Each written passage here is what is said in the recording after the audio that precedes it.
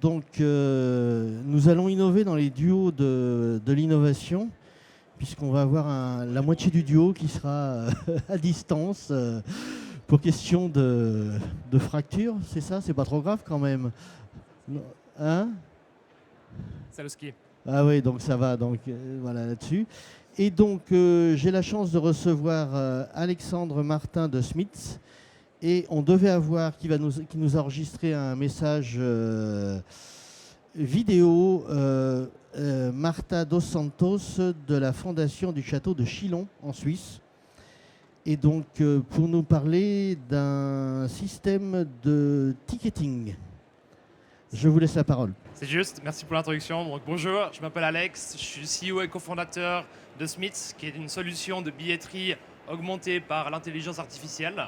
Je reviendrai un petit peu plus tard sur ce qu'est Smits exactement, mais d'abord, place au duo de l'innovation. Comme vous l'a dit monsieur, malheureusement Martha n'a pas la chance de pouvoir nous joindre aujourd'hui. Elle s'est fait un accident de ski en Suisse, on skie beaucoup. Mais par contre, elle vous a laissé un petit message en vidéo sur lequel je reviendrai par la suite après.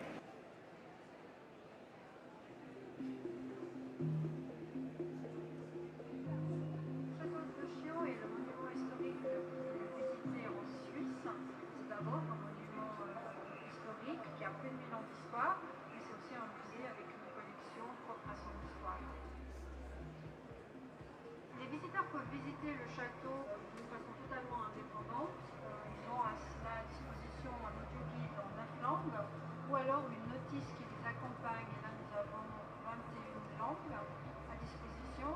Nous avons aussi un parcours pour les familles avec plusieurs niveaux d'âge et aussi en 3 langues, français, anglais, allemand. Nous avons à peu près entre 35 et 40 événements publics par année. En 2020, nous avions un système déjà de billetterie en ligne qui n'était pas optimum et surtout qui ne permettait pas d'influencer sur le nombre de visiteurs par tranche horaire qu'on pouvait accueillir au château. La pandémie nous a obligés à être plus performants à ce niveau-là, notamment lors de la réouverture du château, où on était très limité en nombre de personnes par mètre carré. Et donc nous avons voulu améliorer l'expérience du visiteur et son confort avec un système beaucoup plus intéressant et dynamique en termes de billetterie en ligne. C'est de pouvoir avoir aussi quelqu'un qui est à notre écoute, qui comprend les besoins des fois très spécifiques du château de Chillon, qui réagit très vite, qui trouve des solutions et nous fait des propositions. C'est vraiment un partenariat où nous on a des besoins. Eux, ils s'entraînent, ils nous proposent parfois des solutions qu'ils ont aussi testées sur d'autres sites. Et puis surtout, c'est, je dois dire, une équipe très sympathique qui est vraiment au service du client. Alors, le nouveau système d'e-billetterie que nous avons choisi en 2020 nous permet en fait d'être beaucoup plus souple en termes de gestion et de contrôle des flux des visiteurs. En même temps, c'est un système suffisamment facile pour qu'il puisse être géré en interne, notamment en termes de prix, d'événements. Lors de la réouverture du château, nous avons dû installer un système aussi qui pouvait compter le nombre de personnes qui entraient et sortaient. Et nous avons intégré cela avec le nouveau système de billetterie en ligne pour en fait offrir un nombre de billets par tranche horaire et faciliter en fait l'accès au château pendant cette période-là où on était très restreint en nombre de visiteurs par mètre carré. Ce système il nous a aussi permis d'être beaucoup plus rapide lorsque les clients arrivent à la caisse, puisqu'un simple scan permet de comptabiliser que le visiteur est entré. C'est un système aussi qui nous renseigne qui est le visiteur, d'où il vient, le type de billet, si c'est une famille, des enfants, des adultes ou un groupe. Et ça nous a vraiment permis d'ouvrir dans des conditions plus agréables, tant pour le public que pour le personnel en place.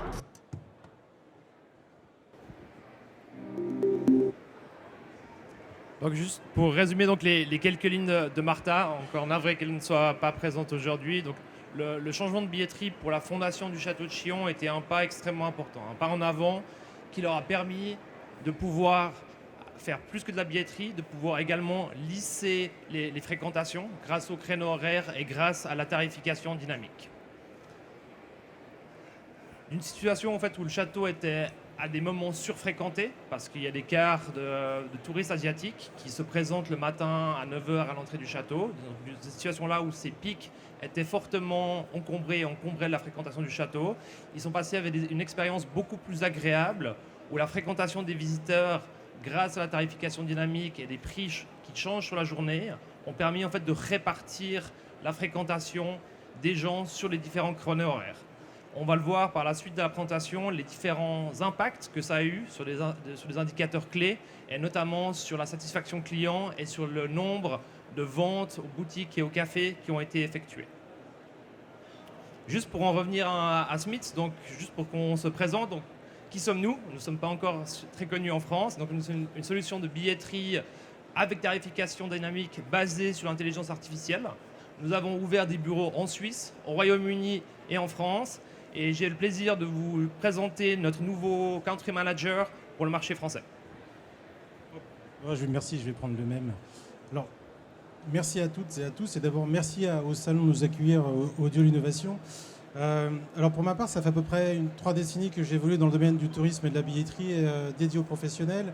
Et on est tous d'accord sur un sujet commun, c'est que la France est un pays qui est riche en diversité géographique. Ça veut dire qu'aujourd'hui, les professionnels qu'on accompagne travaillent dans des écrins merveilleux et offrent des activités, des expériences uniques et inoubliables. Et d'ailleurs, c'est la raison pour laquelle il suffit de regarder autour de vous, dans les 100 mètres carrés aux alentours, on a quasiment beaucoup d'acteurs qui sont présents sur la billetterie dédiée aux professionnels et donc à vous. Alors, la plupart font le boulot correctement, c'est une réalité, mais souvent, certains besoins sont insatisfaits.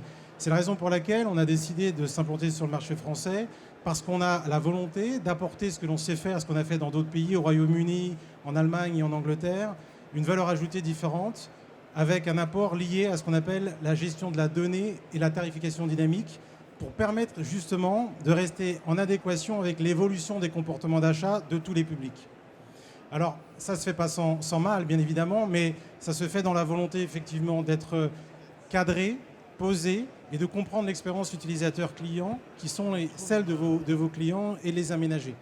Donc aujourd'hui, on a la volonté de le faire sur le marché français, et surtout, ça passe par de la co-construction, et ça va donner la possibilité aux professionnels que vous êtes de travailler à travers des scénarios de prédiction.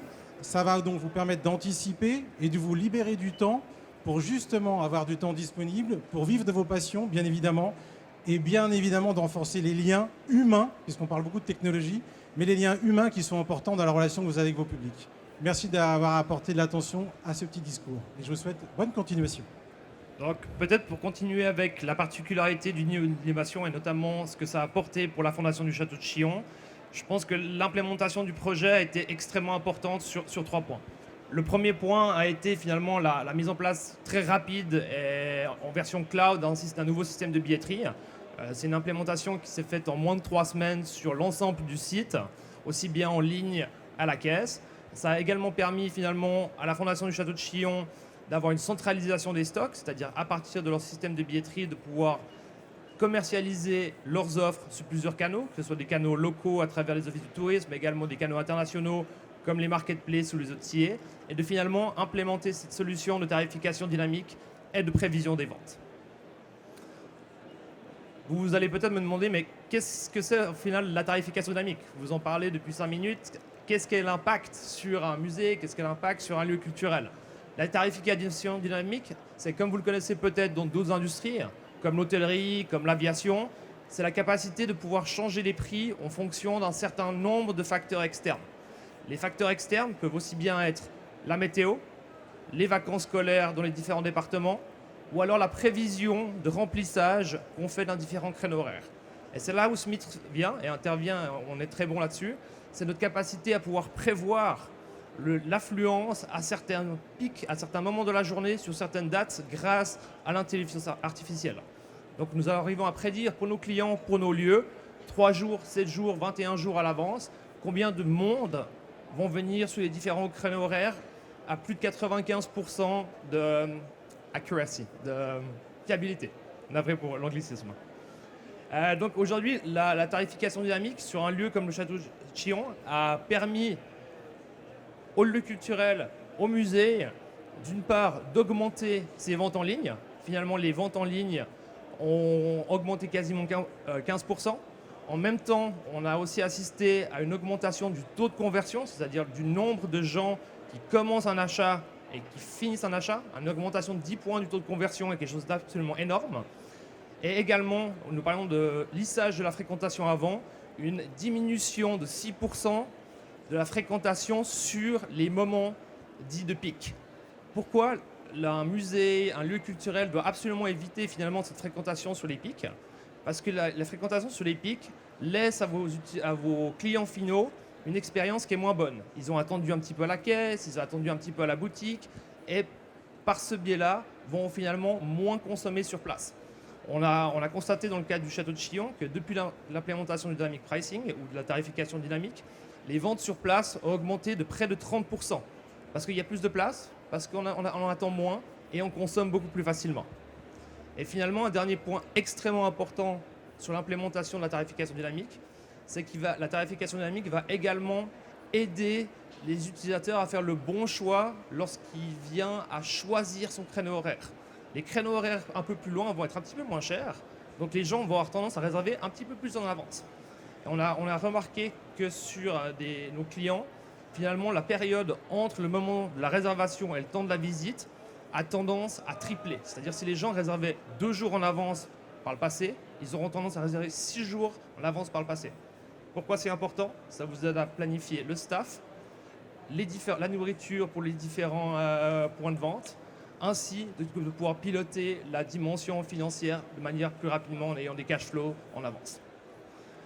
Je vous remercie pour votre attention et c'est très volontiers qu'on finit avec une dernière vidéo. Ce nouveau système il nous a permis aussi d'être beaucoup plus performants en termes de chiffre d'affaires, puisque nous associons en fait notre publicité en ligne, notamment via nos réseaux sociaux, notre site internet, avec cette billetterie.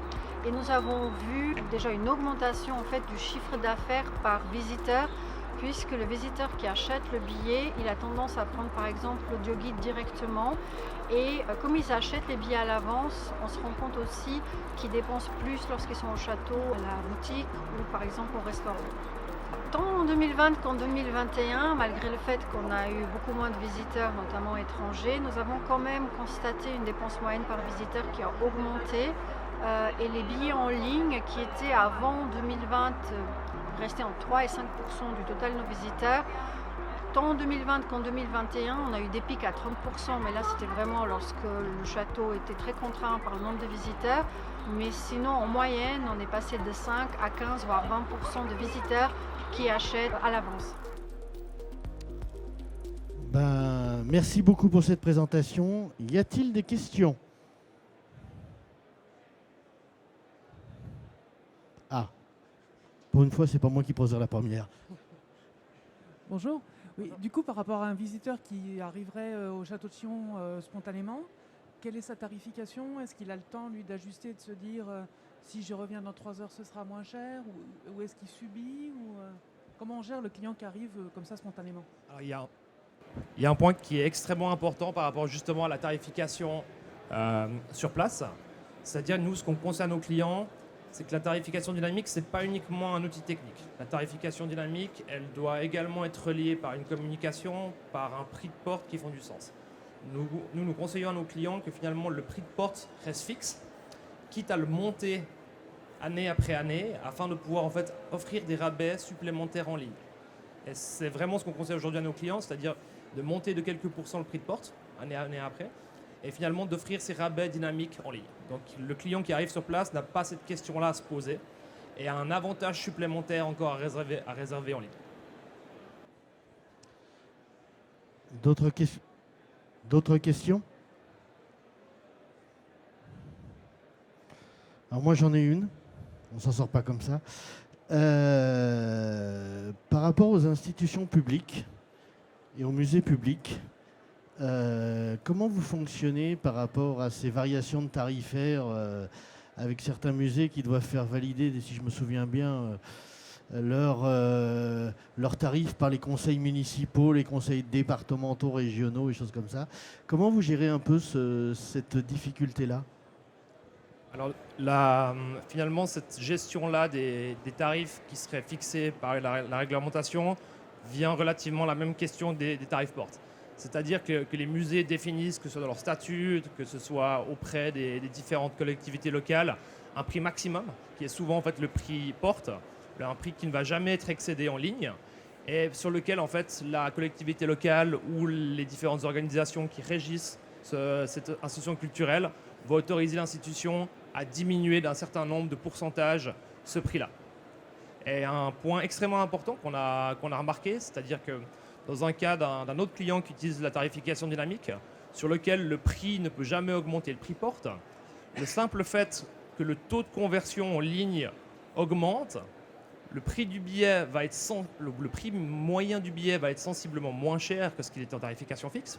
Par contre, le taux de conversion contrebalance ça. C'est-à-dire que le musée, même en ayant des prix plus bas, va faire plus de revenus parce qu'il y a plus de monde. Et finalement, je crois que c'est vraiment un objectif commun que tout le monde souhaite, c'est d'avoir une affluence maximum finalement dans les lieux culturels, parce qu'on aime que les gens consomment de la culture, on aime aussi pouvoir offrir potentiellement des prix un peu plus intéressants pour des familles qui n'auraient pas les moyens de payer un prix plein et de pouvoir bénéficier de certaines offres aussi à des moments donnés. Ben, il ne me reste plus qu'à vous remercier pour cette présentation. Merci beaucoup. Et vous êtes sur le stand? Oui, c'est une très bonne question. Ce nouveau système, il nous a permis aussi d'être beaucoup. K15. Avec grand plaisir pour vous Voilà. voir cet après-midi ou demain. Merci. Merci beaucoup.